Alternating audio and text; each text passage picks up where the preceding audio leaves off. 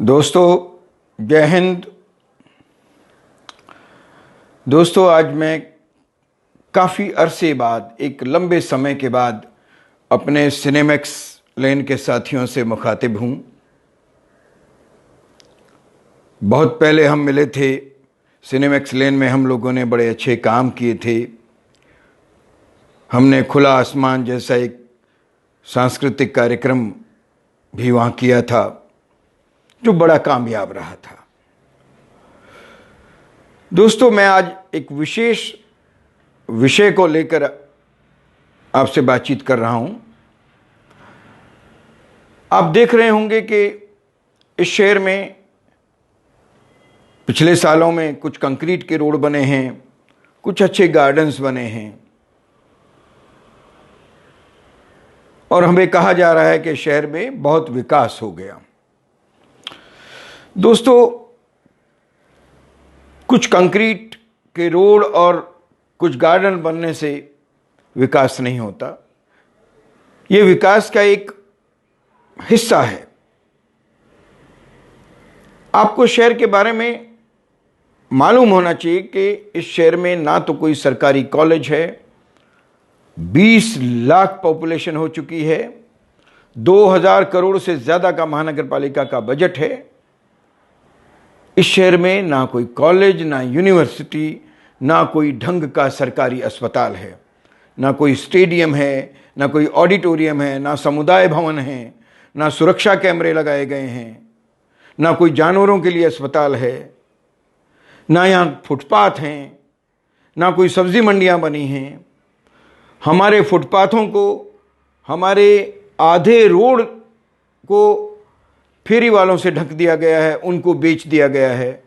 फेरी वालों के लिए समुचित इंतजाम नहीं किए गए हैं। बहुत सारी ऐसी बातें हैं जो विकास में आती हैं, जो विकास होना चाहिए वैसा विकास इस शहर में नहीं हुआ है। लेकिन दोस्तों इनका दावा है कि बड़ा विकास कर दिया है। 20 साल से ज़्यादा इस महानगर पालिका को अस्तित्व में आए हो गए हैं, लेकिन 20 सालों में जो विकास होना चाहिए वो नहीं हुआ। हाँ, विकास हुआ तो इस शहर के नेताओं का हुआ। इस शहर के शुरू से लेके अभी तक के नेताओं ने अपने स्कूल बनाए, अपने कॉलेज बनाए, अपने होटल बनाए, अपने क्लब बनाए, अपनी मार्केट्स बनाए। इन्होंने अपना सब कुछ किया, लेकिन हमारे लिए, हमारे शहर के लिए क्या किया?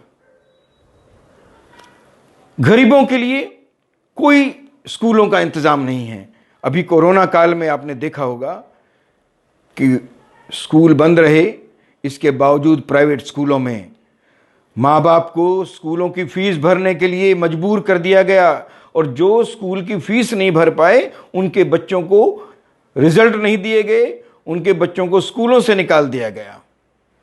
और हमारे नेताओं ने किसी की कोई मदद नहीं की। कोरोना में आपने देखा होगा कोई नेता, कोई नगर सेवक बाहर नहीं निकले। 2-4 नगर सेवकों को छोड़ दीजिए, 1-2 और नेताओं को छोड़ दीजिए, उनके हम धन्यवादी हैं।